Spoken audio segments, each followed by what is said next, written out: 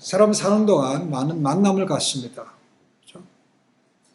저는 만남을 참 굉장히 중요하게 생각합니다. 그래서 이런 세계 일반적으로 중요한 만남이 세 가지가 있다고 말합니다. 첫 번째는 우리가 선택하는 것은 아니지만 부모님을 만나는 것입니다. 두 번째는 자기 배우자를 만나는 것입니다.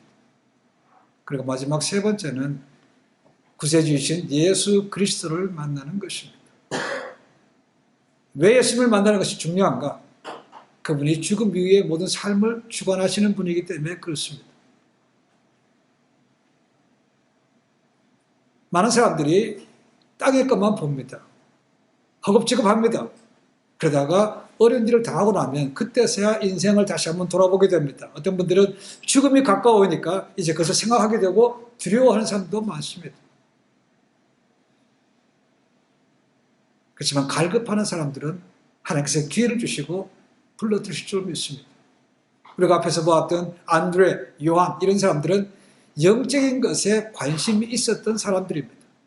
그러니까 예수님을 만났을 때 그분이 부르실 때 모든 것을 두고 따라갈 수 있었다는 거죠. 그러나 세상에 집착하는 사람들은 그런 것을 기회가 와도 흘려버린다는 것입니다. 깨달아 알지를 못해요. 필요 없다고 여긴다는 것입니다. 그래서 참 만남이라는 것이 그렇게 중요합니다.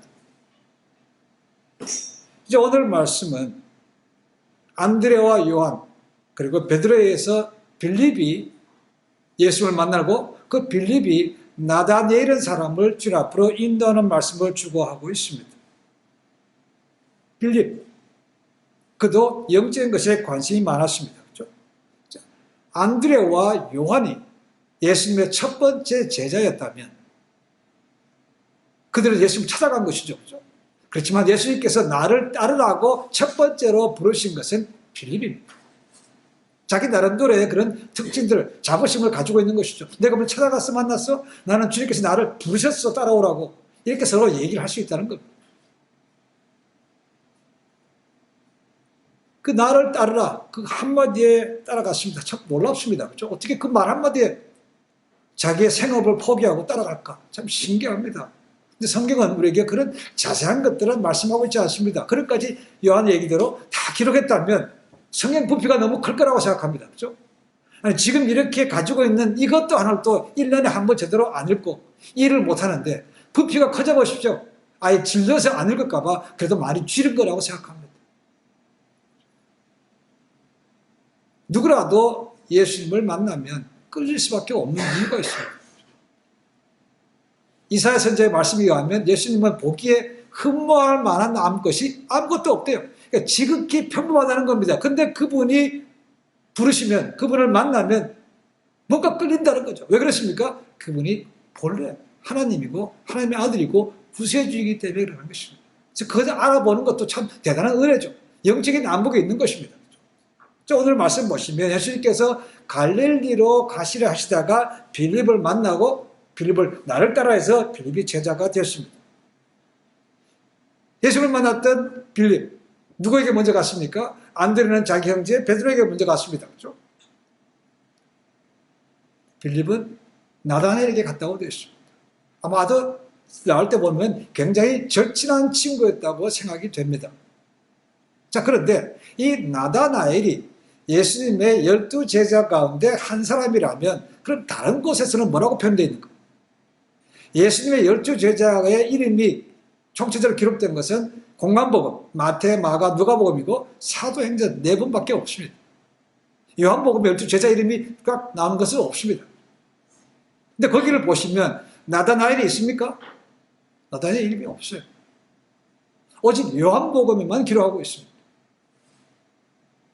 그럼 나다나엘이 제자이라면 다른 12제자의 이름이 나오는데 누구냐라는 것입니다. 두 가지 설이 있습니다. 하나는 그 나다나엘이 바돌로메라는 것이고 또 하나의 학설은 마태라는 것입니다. 자, 그 이유가 있습니다. 그러면 어떻게 사람들이 나다나엘이라고 보는가? 마태라고 보는 사람들은 이 마태라는 이름 자체가 하나님의 아들이라는 것이기 때문에 그 이름이 비슷하지 않냐라는 것이죠. 그래서 그렇다고 생각합니다. 나다나엘이라는 이름은 하나님의 선물입니다. 이렇게 하나님의 선물, 하나님의 자녀 비슷하니까 그 마태가 아닌가라고 생각한다는 것이죠. 그래야 대부분의 학자들은 이 나다나엘이 바돌로메라고 봅니다. 자, 이 바돌로메, 이 뜻은 뭐냐면 돌마의 아들이라는 뜻입니다. 히브리 말로 바라는 것은 아들을 뜻합니다. 예수님께서 시몬을 부를 때 바요나 시몬이라고 부릅니다. 요한의 아들 시몬이라는 거죠. 이 바가 아들이라는 것입니다. 그러니까 바돌로메는 이름이 아닙니다. 돌마의 아들, 아버지 이름이 돌마인데 돌마의 아들이라는 것이죠. 그러니까 이름이 없는 거죠. 그죠? 그러니까 그 이름이 누구냐? 바돌로메라는 것이죠. 나다나엘이라는 것입니다. 그죠? 바돌로메, 돌마의 아들 나다나엘이라는 것입니다. 그러면 왜 바돌로메라고 불렀는가? 나다나엘의 이름이 많다는 것입니다. 우리도 동명이인이죠. 그죠? 동명이인. 그럴 때 어떻게 합니까? 너 몇 년생이야? 너 아버지 누구야? 고향이 어디야? 물어보죠. 그 성경에도 동명이인이 많았기 때문에 구별한 두 가지 방법이 뭡니까? 누구의 아들 이름 얘기하는 것이죠. 그리고 어느 지역을 댑니다. 막달라 마리아. 마리아 이름도 굉장히 흔한 거 아닙니까? 막달라 출신 마리아는 거죠. 예수님도 어디입니까? 나사렛 예수 아닙니까? 나사렛 태생 예수라는 거죠. 예수와 여호수아 이런 일이 굉장히 많은 거죠. 그렇죠? 그러니까 그렇게 구별하기 위해서 불렀다는 것이죠. 그래서 따지면 바돌로메, 돌마의 아들 이름은 나다나엘이라는 것입니다. 이렇게 해서 불렀다는 것이죠. 이 이름이 나오는 네 곳 모두에 다 바돌로메는 들어 있습니다. 그래서 나다나엘이 바돌로메일 거라고 봅니다. 그렇지만 이것은 다 학설입니다. 그렇죠? 하지만 맞다고 생각합니다. 공관복음서에 이 바돌로메 이름이 나오지만 그의 성품에 대한 것은 거의 기록이 없습니다. 오직 나다나엘 이름을 기록하고 있는 요한복음에만 나오는데 그것도 두 곳밖에 나오지 않습니다. 오늘 우리가 읽던 본문 요한복음 1장에 나오고 마지막 21장에 또 나옵니다. 자주 나오는 장면, 예수님께서 부활하시고 승천하시기 전에 제자들과 함께 다시 갈릴리에서 만날 때 야 고기 잡으러 가자 베드로가 할 때 그때 그 이름이 나온다는 것입니다. 두 곳밖에 없어요. 그러니까 참 이 본문 말씀을 통해서만 그의 성품을 추적하는 것은 사실은 쉬운 일이 아닙니다. 근데 요한복음 21장 2절에 보면 이 나다나엘의 고향이 어딘가 나옵니다. 거기가 갈릴리 가나라고 되어 있습니다. 가나는 예수님의 고향은 아니지만 자랐던 나사렛에서 굉장히 가깝습니다. 갈릴리 남서쪽 정도에 위치하고 있습니다. 거기 출신이라는 거죠. 아주 작은 도시입니다. 그러니까 가나 하면 생각나는 것이 있죠. 요한복음에 보면 예수님께서 행하신 7번의 기적이 나온다고 했습니다. 그렇죠? 그 첫 번째 기적을 행하신 것이 물을 포도주로 바꾼 것이 가나 아닙니까? 그렇죠? 아마 지금도 성지순례 가면 밑에 예루살렘에서 갈릴리로 갈 때는 반드시 두 곳은 거기 갑니다. 하나는 나사렛이고 하나는 가나입니다. 그러니까 지금도 되고 있습니다. 그렇죠? 거기 출신이라는 거죠. 하지만 빌립이 나다나엘을 찾아갔다는 것은 굉장히 두 사람이 친했다고 기억하고 있습니다. 그런데 예수를 만났던 빌립이 나다나엘을 부를 때 먼저 와보라고 하지 않습니다. 그렇죠? 뭐라고 얘기합니까? 45절 말합니까? 모세가 율법에 기록하였고 여러 선지자가 기록한 그 일을 우리가 만났는데 요셉의 아들 나사렛 예수가라는 것입니다. 뭔 소리입니까? 빌립이 이 메시아에 대해서 많이 연구를 했다는 겁니다. 율법에 뭐라고 되어 있는가, 선지자에 뭐라고 되어 있는가 연구했다는 것이죠. 그리고 그분을 만나보니까 우리가 공부했던 바로 그 사람이야 라는 것이죠. 이 빌립이 확신했고 그리고 같이 친구였던, 같이 공부했던 나다나엘에게 얘기하면 그가 큰 흥미를 가질 거로 생각했다는 거죠. 그래서 그에게 먼저 갔습니다. 그러니까 이 나다나엘도 빌립처럼 율법을 연구하는, 그리 말하는 빨리 메시아가 오시기를, 메시아 대망 사상을 가지면서 공부하고 싶던 사람인 것은 분명합니다. 그러니까 우리가 같이 공부했는데 공부했던 그 사람 내가 만났어라는 것이죠. 그 기다려가지고 빌립에 갔는데 의외로 나다나엘의 반응은 뭡니까? 시큰둥한 거죠. 뭐라고 얘기합니까? 야, 나사렛에서 무슨 선한 것이 나냐? 이렇게 얘기한다는 겁니다. 빌립의 기대와는 완전히 반대였습니다. 자, 그러면 나다나엘이 왜 그렇게 부정적인 반응을 했는가라는 것입니다. 나사렛에서 무슨 선한 것이 나올 수 있어? 그가 공부한 바로는 율법에 의하면 예수님 앞으로 오신 메시아는 어디에 태어납니까? 베들레헴이죠. 그죠? 근데 나사렛이라는 겁니다. 이거 물론 잘못 알고 있는 거죠. 모든 사람들은 다 예수님이 고향이 베들레헴인 걸 몰라요. 그냥 잘 아는 것이 나사렛밖에 기억 못한다는 것입니다. 그러니까 그건 아니라는 거죠. 어떻게 나사렛에서 태어날 수 있냐? 그런 것이죠. 또 하나는 나사렛이라는 동네 자체가 굉장히 부정적인 이미지를 가지고 있었기 때문이라는 겁니다. 나사렛이라는 이름의 뜻은 거룩이라는 뜻입니다. 거룩. 그런데 거기 사는 사람들은 거룩하지 않고 오히려 너무나 타락하고 세속적인 삶을 살았다는 것입니다. 작은 곳입니다. 폐쇄적인 곳입니다. 공부도 하는 것이 별로 없어요. 그리고 거기 문화 자체가 굉장히 퇴폐적인 것이 많았다는 것입니다. 그러니까 그런 나사렛 그러면 그 사람은 아주 나쁜 이미지, 그런 편견을, 선입관을 가지고 있는 것이죠. 그러니까 와서 우리가 그 기다렸던 메시아를 만났는데 나사렛 출신이야. 그러니까 거기서 벌써 마음이 한 것. 뭐 사람 것이 뭐 할 수 있고 라는 것입니다. 근데 따져보십시오. 가나하고 나사렛하고 비교해보면 나사렛이 가나보다 훨씬 더 큽니다. 이 나사렛이라는 곳은 그래도 이 지중해에서 내려서 위에 갈릴리로 가려면 이 나사렛을 통과해야 됩니다. 그러니까 교통의 요지라고 볼 수 있습니다. 그러니까 많은 사람들이 일부러 그거 찾아가는 곳입니다. 근데 가나는 그런 찾아오는 사람도 없어요. 뭐 교통의 중심지거나 그런 것도 없다는 것입니다. 그런 초동네 출신이 나사렛 보고 거기서 뭐 사람이 날 수 있다. 이런 것은 완전히 뭡니까? 지역적인 편견, 차별밖에 없는 거죠. 이 편견이라는 것이 그렇습니다. 그렇죠? 심지어 나사렛에 살았던 사람들조차도 예수님을 향해서 뭐라 합니까? 그 요셉, 목수인 요셉의 아들 아니야? 이렇게 얘기하는 거 보십시오. 참 어려운 겁니다. 그러니까 주변에서조차도 나사렛이라면 굉장히 부정적인 것이고, 이 빌립도 거기에 받아서 야, 나사렛에서 무슨 선한 것이 나올 수 있어? 그 말은 또 뭡니까? 메시아가 어떻게 그런 곳에 태어날 수 있어? 이거 말이 안 되라는 것입니다. 근데 예수님은 원래 아까 말씀드렸지만 베들레헴이 고향인 거죠. 베들레헴. 미가 선지자의 말씀은 맞습니다. 그죠? 자기 공부한 거하고 이게 다르니까 이렇게 한 것입니다. 이런 편견 굉장히 무섭습니다. 그죠? 이건 어떤 팩트에 근거한 것이 아니고 감정에 근거한 것이 너무 많습니다. 내가 확인하기보다는 들어서 하는 것이 가지기 참 많아요. 그래서 인종적 편견, 사회적 편견, 지성적 편견, 종교적 편견, 지역적 편견, 이런 것들로 하여금 우리의 신앙생활이나 삶에서 어려운 것들 참 많이 만나게 합니다. 그러니까 끼리끼리라는 말이 여기서 나온 것이죠. 편견에서 나온 겁니다. 어떻게 보면. 그런 영적 싸움을 잘 알았던 사도 바울이요, 문제가 많았던 고린도 교회에게 이런 말을 합니다. 고린도 후서 4장 3절 4절 한번 읽어보겠습니다. 만일 우리의 복음이 가려졌으면 망하는 자들에게 가려진 것이라. 그 중에 이 세상의 신이 믿지 아니하는 자들의 마음을 혼미하게 하여 그리스도의 영광의 복음의 광채가 비치지 못하게 함이니 그리스도는 하나님의 형상이니라. 이 편견을 누가 주는 거라고요? 마귀가 준다고 되어 있답니다. 이 세상 신이 마귀 아닙니까? 마귀가 편견을 줘서 화목하지 못하게 하고 분열되게 만든다는 것이죠. 분파를 만들게 하신다는 거죠. 이 나다나엘도 그런 편견을 가지고 있었는데 예수님께서 그를 아신다는 것입니다. 자, 그런데 말입니다. 중요한 것은 그런 편견이 있었음에도 불구하고 빌립이 얘기하니까 뭐라고 합니까?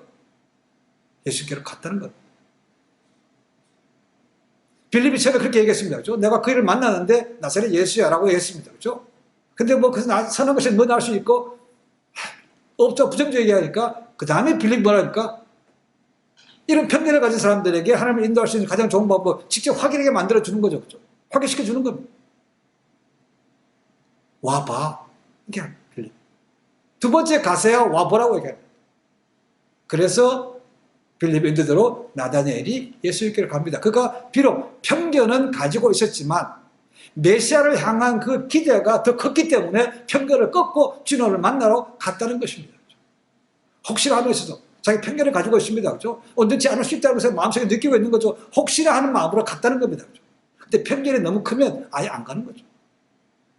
말도 안 돼. 그럼 안 가는 거죠. 이제 그것보다는 메시아 대망 사색이 더 컸기 때문에 와봐 할 때 그의 말을 들고 갔다는 것입니다. 근데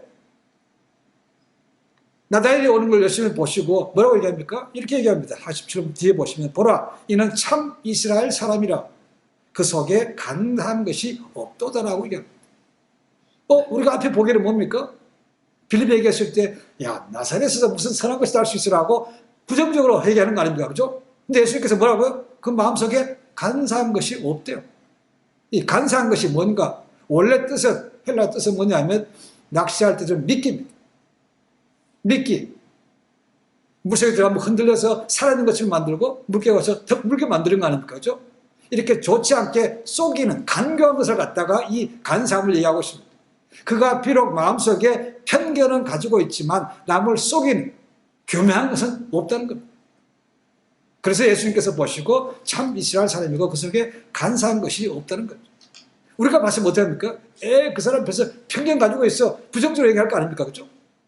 근데 이거는 저희 사람이 보는 평가가 아니고 주님께서 보시면서 그 속에 간사함이 없다는 거죠. 이거 맞는 얘기죠. 그죠? 이 간사하다, 속인다 라는 사람은 구약에 누가 생각납니까? 야곱이죠. 야곱의 이름이 뜻이 뭡니까? 속이는 자입니다. 사기꾼입니다. 그죠? 근데 그가 어떻게 됩니까? 아버지를 속이고 형을 속였다가 결국은 에서가 주일까 더러워서 어머니의 권고대로 외삼촌 라반 집으로 가는 거 아닙니까? 그죠? 거기서 이제 하나님을 만나는 기회가 되는 것이죠. 그리고 나중에 돌아올 때 야복강가에서 씨름하다가 하나님과 씨름해서 이겼다는 거죠. 그래서 하나님께서 이제 너는 더 이상 제이콥이 야곱이 아니고 이름이 뭐라고요? 이스라엘이라고 부른 것이죠. 지금 이스라엘 이름이 야곱의 이름이 바뀐 것입니다. 그렇죠? 네가 하나님과 싸워서 이겼다라는 그런 것이죠. 그러나 나다날도 그 마음속에 편견을 가지고 있었지만 근데 간사 속이는 것은 없었다는 겁니다. 예수님께서 나다날 통해서 그렇게 말씀하신 것은 요즘 얘기하면 잔머리를 굴리는 것은 없었다는 겁니다. 자기 마음대로 생각을 가지고 있었지만 그렇죠? 남을 속이려는 그런 마음은 없었다는 것입니다. 더기다 더누가 그가 하는 거 뭐라고요? 그가 메시아를 기다리면서 율법을 공부하고 선지서를 공부했던 그런 경건한 사람이었다는 것입니다. 그래서 예수님께서 그 말씀을 하신 다음에 또 뭐라고 합니까? 빌립이 너를 부르기 전에 내가 무화과 나무에 있는 것을 내가 보았다. 무화과 나무 밑에 있는 것을 보았다는 것이 굉장히 큰 충격이었습니다. 나다나엘한테는. 자, 무화과 나무는 우리가 잘 아는 대로 가끔씩 우리 집사님 가지고 오셔서 먹기도 합니다. 굉장히 맛있습니다. 이스라엘의 번영을 나타내는 날입니다. 잎사귀가 풍성하죠. 크고 풍성합니다. 이 무화과 나무, 흔히 팔사절 보시던 무화과 나무가 이스라엘의 번영을 상징함과 동시에 또 이 큰 나뭇잎이 있기 때문에 떡잎이 있어서 그늘이 집니다. 그래서 랍비들이 율법을 가르치거나 또 율법을 묵상할 때 주로 그 무화과 나무 밑에서 했다는 것입니다. 그러니까 예수님께서 나다를 통해서 빌립이 너를 오라고 하기 전에 내가 벌써 네가 무화과 나무 밑에 있는 걸 봤다라는 것은 나다랄이 뭐 하고 있다는 겁니까? 율법을 묵상하면서 기도하고 있다는 것을 보셨다는 겁니다. 그러니까 그만큼 나다랄은 경건한 사람이었다는 것이죠. 그 말을 듣고 깜짝 놀랍니다. 편견을 가지고 있던 야 나사렛에서 무슨 선한 것을 알 수 있어야 했는데 그분이 보지도 않았는데 만나지도 않았는데 자기가 어디 있는 걸 안다는 것입니다. 그러니까 깜짝 놀란 거죠. 어떻게 아십니까? 라는 거죠. 자기는 분명히 가나 초등대 출신, 요즘 얘기하면 초등대 출신이에요. 무명한 자입니다. 근데 주님께서 아신다, 보안노라 그러니까 와 감격스럽기도 하고 깜짝 놀라는 겁니다. 그 한 가지 사실에서 나다니엘은 뭡니까? 이분이 메시아가 틀림없네. 그래서 뭐라고 고백합니까? 당신은 하나님의 아들이시오. 당신은 이스라엘의 임금이라 소리라고 고백합니다. 지금 나다니엘 정신이 없어요. 지금 자기가 뭔 말인지 잘 모릅니다. 그죠? 근데 이분이 분명히 메시아는 맞다는 것이 감이 왔다는 것이죠. 그래서 그렇게 고백했다는 겁니다. 그래서 이 예수님과의 만남이 얼마나 중요한가. 이 만남을 통해서 빌립의 인생은 완전히 180도 달라지는 것이죠. 초등대 출신에서 갈릴리 그런 곳에 있어 가나에서 있다가 주님 앞에 발탁되어서 제자가 되는 것입니다. 보셨던 것은 그가 마음속에 간사함이 없다. 시편 32편 2절에 이런 말씀이 있습니다. 마음에 간사가 없고 여호와께 정죄를 당치 않는 자가 복이 있도다 라고 되어 있습니다. 완벽하다는 얘기는 아닙니다. 그렇죠? 세상도 마음속에 남을 속이려고 하는 간사한 마음은 없다는 것입니다. 그러니까 여기서 보는 것처럼 하나님은 결코 외모를 보지 않고 너 어디 출신이야 그런 거 안 본다는 것입니다. 보시는 게 뭐라고요? 그 중심에 뭐가 있는 걸 보신다는 거죠. 하나 앞에 갔을 때 너 얼마나 출세했는가, 너 얼마나 돈 많이 벌었는가, 얼마나 많은 명품을 가지고 있는가, 이런 거 보지 않을까? 그러니까 묻지 않습니다. 그 인간 됨됨이가 어떤 걸 보시는 거예요. 그 마음속에 간사함이 없더라. 그 마음이 솔직히 얘기하면 깨끗하다는 마음을 볼 수 있습니다. 마태복음 5장에 가면 산상팔복이 나옵니다. 십년간 앉아서 복이 나니 뭐 태어나고 쭉 나옵니다. 그죠? 그 팔복 가운데 여섯 번째가 뭔가? 마음이 청결한 자. 마음이 청결한 자가 복이 있나니 뭐라고 됐습니까? 뒤에? 그가 하나님을 볼 것이며라고 됐습니다. 마음이 깨끗해야 하나님을 볼 수 있다는 겁니다. 마음이 더러운 사람은 안 보인다는 얘기죠. 흙탕물에 가면 밑에 바닥이 보입니까? 안 보이죠. 그죠? 깨끗한 물에야 밑을 볼 수 있습니다. 이 나다나엘이 편견은 가지고 있었지만 그 마음이 깨끗했기 때문에 하늘을 볼 수 있었다는 거죠. 음성을 들을 수 있었다는 겁니다. 우리도 말씀에 기도할 때, 말씀을 대하고 기도할 때 마음이 복잡하면요, 음성이 안 들립니다. 저와 같은 상태에서 편견이 같은 상태에서 들으면 그 음성이 들리지 않습니다. 하면 들려도 흘려버리는 거죠. 이거 내 얘기 아니야. 이게 틀렸어. 나와 뜻이 달라. 흘려버릴 수밖에 없다는 거예요. 그리고 참 이스라엘이라고 말합니다. 참 이스라엘. 이스라엘은 이스라엘이지 뭐 참 이스라엘은 뭡니까? 그 말은 예수님 당시에 가짜들이 많았다는 겁니다. 그리고 종교 지도자들, 특히 바리새인들은 뭐를 좋아하는 사람이 되어 있습니까? 성경에? 돈을 좋아하는 사람이 되어 있죠. 그렇죠? 사람들 앞에서 경건한 척합니다. 사람들이 많이 모인 데 가서 기도하는 척합니다. 그러니까 실제로는 뭡니까? 하나님을 두려워하는 것이 아니고 사람들이 나를 어떻게 볼까? 거기에 관심이 많았다는 것이죠. 이 사람들은 참 이스라엘 사람이 아니라는 겁니다. 그런 혼탁한 세상 가운데서 나다나엘은 편견은 가지고 있었지만 속이는 것이 없고 그래도 하나님 보시기에 정직한 사람이었다. 그의 섬김과 그의 기도와 모든 노력은 진짜였다. 진짜 의인이었다. 그 말이에요. 그래서 그가 오시는 걸 보고 나는 참 이스라엘 사람이고 마음속에 간사한 것이 없도다. 그렇게 고백한 것이죠. 어느 책에 보니까 그리스도인들에게 날마다 일어나는 세 가지 기적이란 얘기 있더라고 보니까. 세 가지 기적 뭔가 보겠습니다. 첫 번째, 예수님을 믿는다고 하면서 성경은 겉들어 보지도 않는 기적. 둘째, 예수님을 사랑한다고 하면서 한 번도 남에게 예수님의 복음을 전하지 않는 기적. 세 번째, 그러면서도 예수님을 믿고 사랑한다고 자신 있게 말하는 기적. 이렇게 됐습니다. 예수님을 따른다고 하면서도 늘 그의 입에서 나오는 말이 속이는 거라든가 이간질 험담이라든가 음란패설 같은 그런 얘기 한다면 덕이 되겠습니까? 그죠? 누가 그런 사람 보고 예수 믿는 사람이라고 잘 믿고 그 말에 귀를 기울이고 따라가겠습니까? 라는 거죠. 오늘날 기독교가 교회가 욕을 먹고 하는 것은 그런 사람들이 적지 않게 있기 때문이라고 얘기했습니다. 뭐라고도 안 믿어요. 교회가 말하면 안 믿는다는 것입니다. 그리고 통계를 보면 그런 사람들 대부분이 교회에서 직분을 가진 사람들이라는 거죠. 평신도가 문제는 결국 별로 나지도 않습니다. 신문이 나지도 않아요. 한번 생각해 봅니다. 우리가 처음 사랑을 가지고 있는가? 초심을 잃어버리지는 않는가?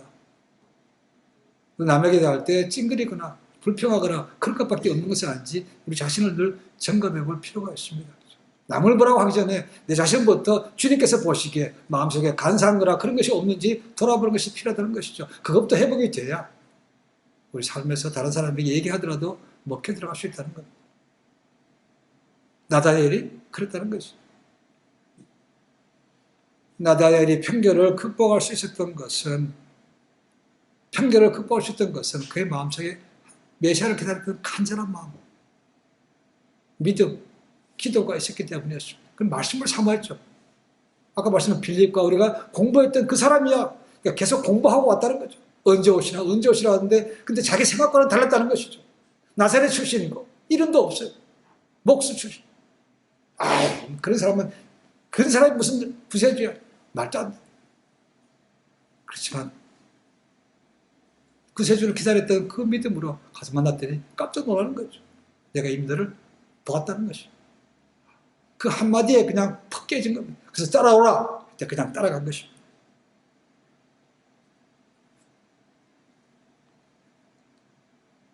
이 유대인들이 율법을 연구하는 것이 많습니다. 탈무드라는 거 기억하시죠? 유대인의 교훈이 적혀 있고 율법을 해석한 것입니다. 탈무드라든가 미드라시 같은 데는요, 나사렛은 나오지도 않습니다. 그 정도로 악한 것입니다. 그러니까 일반적으로 편견을 가지는 것은 맞습니다. 그런데 불구하고 마음속에 갈망하는 것이 있으니까 찾아간 것이죠. 우리가 편견을 가질 수 있습니다. 그렇지만 그것을 넘어해서 혹시나라는 기대를 가지고 있어야 뭔가 새로운 것을 만날 수 있습니다. 더 나아가서 그런 것을 보시고 예수님께서 말씀하십니다. 이거 나를 그렇게 봤다고 해서 믿느냐? 그래서 그보다 더 큰 일을 본다고 말씀하십니다. 더 큰 일을. 그의 믿음을 인정하신 거죠. 그렇죠? 그리고 네가 나와 있으면서 그 믿음이 더 풍성하게 될 것이라고 말씀하십니다. 그리고 51절에 말씀하시죠. 하늘이 열리고 인자 위에 오르락내락 하는 것을 본다라고 말씀하십니다. 이거 누구를 생각합니까? 누구를 기억나게 합니까? 야곱이죠. 야곱. 창세기 28장입니다. 집이 쫓겨나와서 집에서 멀리 도망가느라고 가다가 중간에 잠을 자게 됐습니다. 꿈을 꿨는데 천사가 하늘과 땅 사이에 사다리에서 오르락내락 것을 볼 것이죠. 그리고 그것을 깨어나서 이름을 지었습니다. 저 벳엘, 하나님의 집이라는 겁니다. 거기. 인자가 그렇게 되는 걸 본다. 그 말은 뭡니까? 하늘과 땅을 잇는 사닥다리 역할을 하는 것이 누굽니까? 메시아 예수님밖에 없다는 거죠. 내가 기다렸던 그 미디에이를 중보자고 내가 그 구세주라는 것을 예수님께서 말씀해 주신 거죠. 네가 그것을 분명히 볼 것이다 라고 말씀해 주셨습니다. 이것이 성경에서 볼 수 있는 나다니엘의 전부입니다. 그러면 나다니엘의 마지막이 어떻게 되는가? 기록에 남아있는 초대교회 기록에 보면 나다나엘이 페르시아, 인도, 그리고 그 위에 있는 알메니아까지 가서 복음을 전했다고 기록하고 있습니다. 그런데 그의 죽음에 대해서는 확실한 것이 없습니다. 어떤 전승들은 그가 묶여서 물에 던져졌다고 얘기하고 어떤 전승은 십자가에서 처형당했다고 얘기합니다. 그렇지만 순교당한 것은 분명합니다. 무화과나무 아래에서 율법을 연구하고 묵상하던 나다니엘을 보신 것처럼 하나님은 오늘날에도 우리 연약함을 보시고 우리 것을 채워주시고 부르신다는 것. 우리가 완벽해서 부르신 것이 아니죠. 그렇죠? 부족한 것이 많습니다. 근데 부르시고 나가서 나아가면 그분께서 나머지 것들은 해결해 주신다는 것입니다. 나다니엘이 처음부터 완벽했습니까? 그렇지 않죠. 하지만 부름받고 예에서 갔을 때 3년 동안 훈련 통해서 많이 바뀌게 되는 것입니다. 그러니까 내가 이것 때문에 나는 못해. 이거 끊으면 해. 이거 안 하면 해. 그러다 보면 밀리면 못합니다. 그렇죠?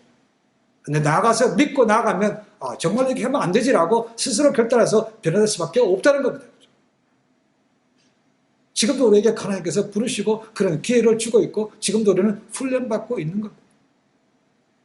지금도 여전히 우리에게 모순들이 가지고 있습니다. 그렇죠? 성격도 완전하지 않습니다. 뾰족뾰족 원한 것이 많아요. 근데 그것이 다듬어진다는 겁니다.